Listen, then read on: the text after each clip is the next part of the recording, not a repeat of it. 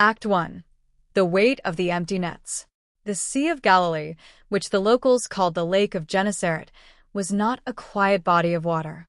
It was a living, breathing entity, cradled in a deep basin surrounded by the rolling hills of northern Judea. It had its own moods, its own temperament. To the fishermen of Capernaum, the lake was both a generous mother and a cruel master. It was the darkest hour of the night, the heavy, suffocating time just before the first hint of dawn. A thick mist hung over the black water, chilling the air and seeping into the bones of the men who worked upon it. On a sturdy wooden fishing boat, rocking gently on the small swells, stood Simon. Simon was a man carved from the rough elements of his trade. His hands were thick and heavily calloused, his skin baked to the color of old leather by the relentless Galilean sun, and his muscles knotted from years of hauling heavy, waterlogged ropes. Beside him worked his brother, Andrew, quieter, more observant, but equally hardened by the life they led. "Cast it again," Simon grunted, his voice raspy from the salt air and exhaustion. Andrew wiped the sweat and lake water from his brow.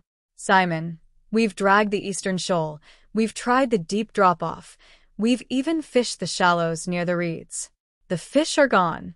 The water is empty." I said, "Cast it again." Simon's voice flared with the sudden, fiery temper he was known for.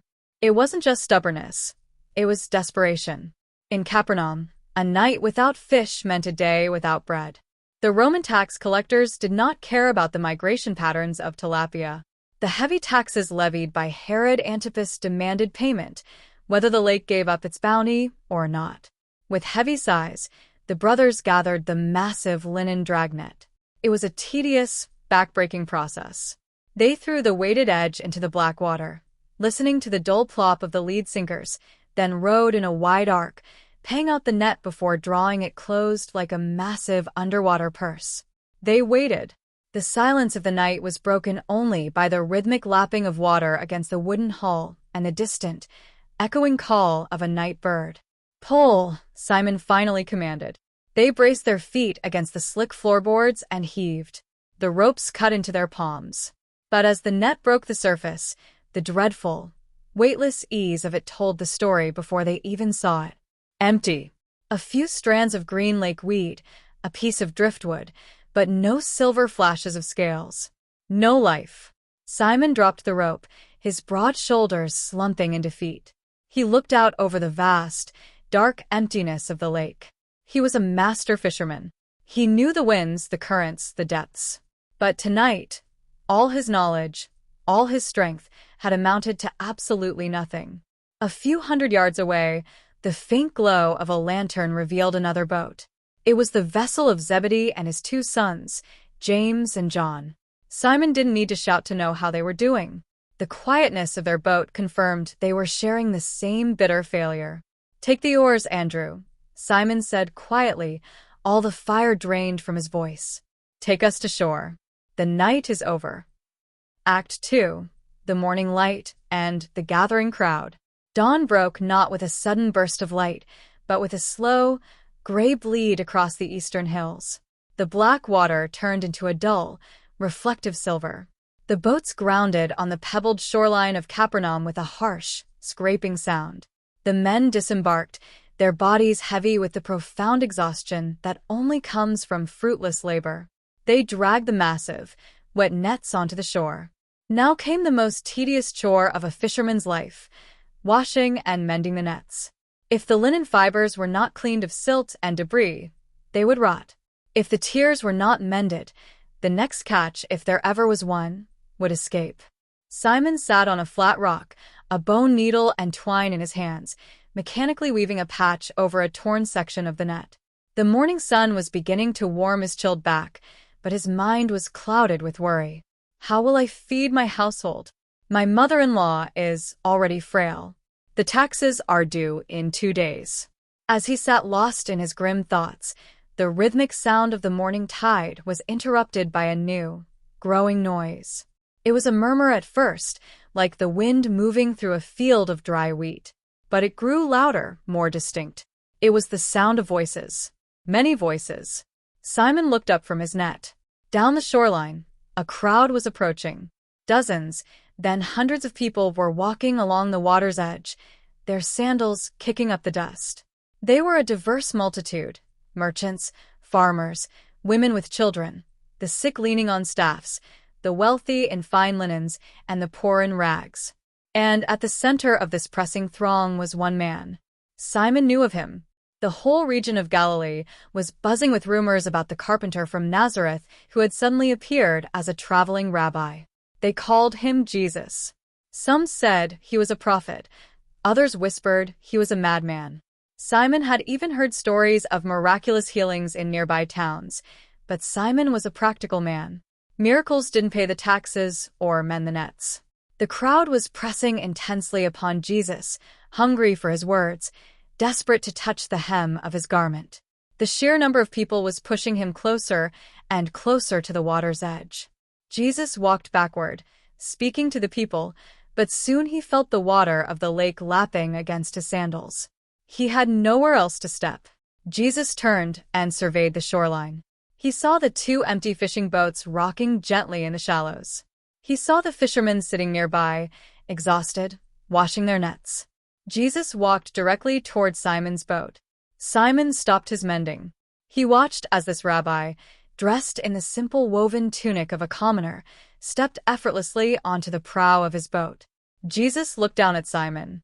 His eyes were unlike any Simon had ever seen. They were deep, clear, and held an arresting mixture of absolute authority and profound, disarming compassion. "Simon," Jesus said. His voice was not loud, yet it carried clearly over the noise of the crowd. It was a voice that seemed to bypass the ears and resonate directly in the chest. "Put out a little from the land." Simon hesitated. He was tired, irritable, and wanted nothing more than to finish his chores and sleep. His boat was his sanctuary, his place of work. Yet, as he looked at the rabbi standing in his vessel, surrounded by a desperate, pressing multitude, a strange sense of obligation, or perhaps an unexplainable draw, overcame his frustration. Without a word, Simon dropped his mending needle.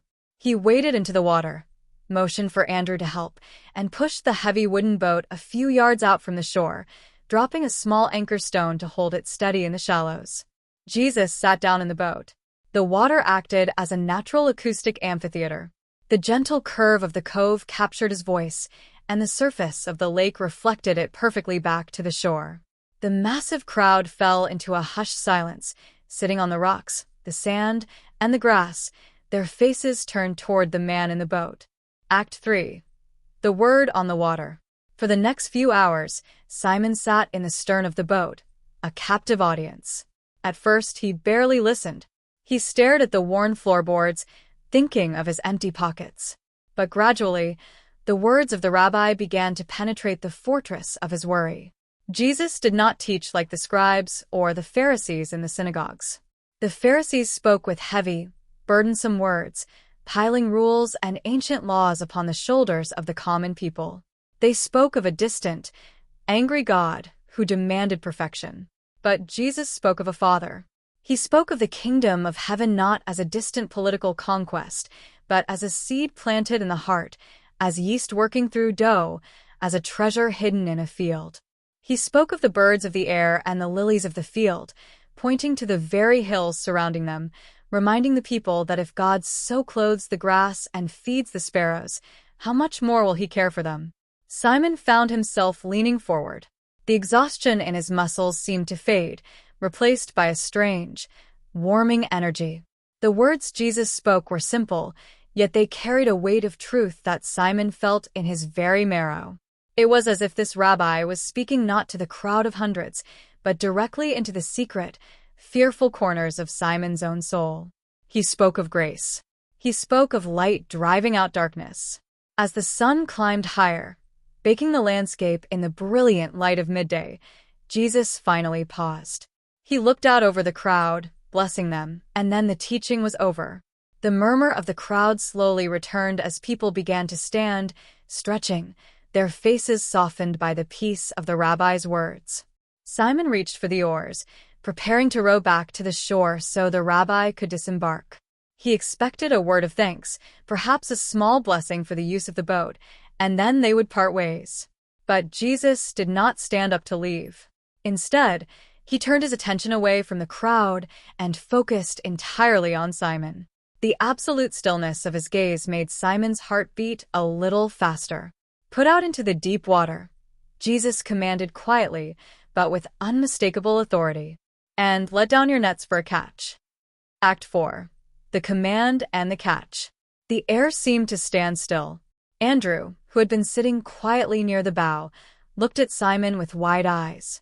Over on the shore, James and John had stopped their work, watching the exchange. Simon stared at Jesus. "Put out into the deep? Now? In the blazing heat of midday?" Every fiber of Simon's professional pride rebelled. It was an insult to his trade. You do not fish the deep waters in the middle of the day. The fish dive deep to escape the heat and the light. They only come to the surface at night to feed. Furthermore, their nets were just washed and hung to dry. Putting them back in the water meant another hour of backbreaking cleaning later. A flush of irritation rose in Simon's cheeks. He was the captain of this vessel. He was the fisherman. Jesus was a carpenter from a landlocked town. What did he know about the Sea of Galilee? Simon opened his mouth to refuse, to explain the realities of his world to this naive teacher. "Master," Simon began, his voice tight, the frustration evident in his tone. "We have toiled all night. We have rowed until our arms burned. We have cast until our backs ached. We caught nothing. There are no fish here today." It was a logical, reasonable, and factual statement. Simon waited for the rabbi to nod, to understand, and to let him go home. But Jesus didn't argue. He didn't explain. He simply maintained that calm, piercing gaze, looking right through Simon's excuses, right through his pride, right into his weary heart. The silence stretched. Simon looked at his calloused hands, then out at the glaring, empty water, and finally back to the face of Jesus. The memory of the words Jesus had just spoken to the crowd echoed in his mind, words of faith, of trust, of a kingdom that defied the logic of the world. A profound, internal struggle raged within the fisherman. His experience told him it was foolish. But something else, a stirring he had never felt before, a compelling force radiating from the man sitting before him, demanded obedience. Simon exhaled a long, defeated breath. He shook his head, a wry, surrender-laced smile touching his lips. "But at your word," Simon said, his voice trembling slightly, "I will let down the nets." He nodded to Andrew. They pulled up the anchor stone and took to the oars. The heavy thwack of the wood against the water echoed across the quiet cove. They rowed away from the shoreline, past the shallows, pushing the heavy boat out into the dark, deep, sunlit waters of the central lake. When they reached the deepest point, Simon stood up. He gathered the heavy, damp linen of the dragnet into his arms. He didn't bother to coordinate with the winds. He simply didn't care. He was going through the motions to satisfy the rabbi. With a mighty heave, Simon threw the net. It flared out in the air, a wide, woven parachute, before hitting the surface with a loud splash and sinking rapidly into the blue depths. Simon leaned against the mast, wiping his brow. "There," he muttered under his breath. "It is done." He reached for the haul rope, expecting the familiar, depressing slackness. He gripped the thick hemp and gave it a tug to begin the retrieval. The rope didn't move. Simon frowned. He planted his feet and pulled harder. The rope was taut, vibrating like the string of a lyre. "A snag?" he thought. "Have we caught a sunken tree?" "Andrew, help me," Simon grunted. Andrew grabbed the rope behind Simon. Together, they leaned back, using the full weight of their bodies. Slowly, agonizingly, the rope began to rise. Then the water beneath them exploded. It wasn't a snag. The surface of the lake began to boil. A frenzy of silver and gray bodies thrashed against the linen mesh. The water frothed and churned violently. The sheer mass of the life trapped within the net was staggering. "Pull!" Simon screamed, the apathy of a moment ago completely vanishing, replaced by pure, adrenaline-fueled shock. They hauled with everything they had. The net breached the surface, And Simon gasped. He had been fishing these waters since he was a child. He had seen bountiful catches that took 3 men to haul. But he had never, in his entire life, seen anything like this. The net was a solid, writhing wall of fish. Tilapia, carp, sardines, thousands of them, packed so tightly the net was bulging, the thick linen fibers groaning under the impossible strain. Snap! The sharp sound of a rope breaking echoed like a whip. A section of the net began to tear. It's breaking! The net is breaking! Andrew yelled over the splashing water. We can't hold it. Simon looked desperately toward the shore. He cupped his hands around his mouth and roared with a voice that tore his throat. James! John, come. Help us. Act V. The sinking boats and the rising soul. On the shore, the sons of Zebedee saw the chaotic scene. Without a second thought, they shoved their boat into the water, leaping aboard and rowing with frantic, desperate strokes toward Simon's vessel. When they arrived, they were stunned into silence. They didn't ask questions. They simply grabbed the edges of the tearing net. 4 strong, hardened fishermen, straining with every ounce of their strength, began to haul the impossible bounty over the gunwales of the boats. Fish cascaded onto the floorboards like a silver waterfall. They flopped and thrashed, covering the men's feet, piling up to their shins, then to their knees. Keep pulling, James shouted, his face red with exertion. They filled Simon's boat until there was no room left to stand. The vessel groaned, sitting dangerously low in the water. But the net was still half full. They tied the remainder to James and John's boat and began to fill that one as well. Minutes passed in a blur of sweat, sea spray, and the deafening sound of 1,000 gasping fish. Finally, the net was empty. Both boats were full. Not just full, they were overflowing. The weight of the catch was so immense that the water began to lap over the edges of the wooden hulls. Bail. Bail the water. John cried out, grabbing a wooden bucket. The boats were literally beginning to sink under the weight of the blessing. Amidst the frantic chaos, the shouting of the men, the splashing of the water, and the imminent danger of the sinking boats, Simon suddenly stopped. He dropped the piece of netting he was holding. He looked at the mountain of silver fish surrounding his legs. He looked at the water creeping over the edge of his boat. And then he looked at Jesus. Jesus was sitting exactly where he had been, in the stern of the boat. He was completely calm, untouched by the panic, watching Simon with those same piercing, deeply compassionate eyes. In that single, suspended moment, the reality of what had just happened crashed into Simon's mind with a force far greater than any physical wave. This wasn't a coincidence. This wasn't a stroke of luck. Fish do not behave this way. They do not gather in the deep water at midday. They do not surrender themselves into a net in numbers that break the laws of nature. Simon realized with terrifying clarity who and what was sitting in his boat. The man who commanded the fish in the sea was the man who had spoken the universe into existence. The Creator was sitting on his worn floorboards. A sudden, overwhelming wave of terror and shame washed over Simon. It wasn't the fear of a sinking boat. It was the crushing, agonizing awareness of his own profound unworthiness. He remembered his arrogant thoughts.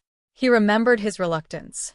He saw the darkness, the selfishness, the sin that stained his own soul, entirely exposed in the blinding light of the divine presence before him. Simon's legs gave out. He did not care about the fish. He did not care about the water filling the boat. He collapsed, wading through the pile of thrashing catch until he fell on his face before Jesus. He grabbed the hem of Jesus' rough tunic, his broad shoulders shaking with heavy, uncontrollable sobs. The tough, hardened, foul-mouthed fisherman was broken entirely. "Depart from me," Simon cried out, his voice choked with awe and terror. "Depart from me, for I am a sinful man, O Lord." He didn't call him master or rabbi anymore. He called him Lord. Curios.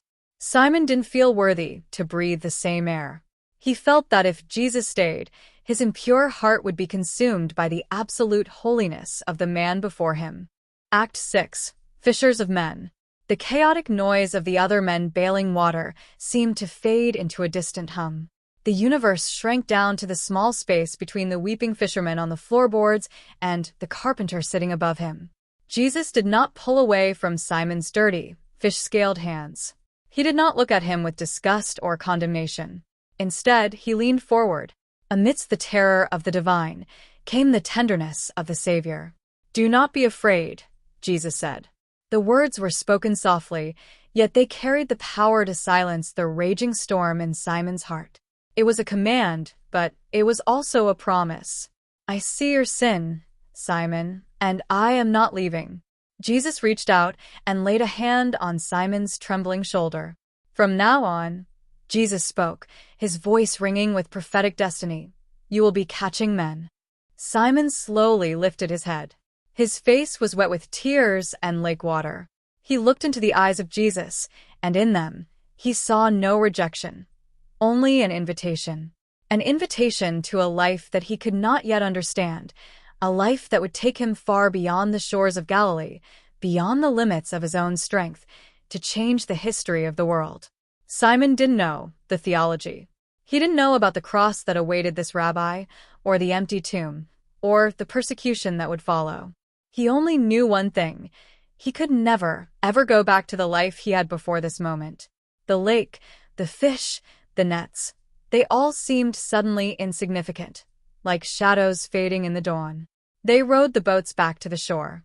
They moved in stunned silence, the sheer weight of the miracle hanging over them all.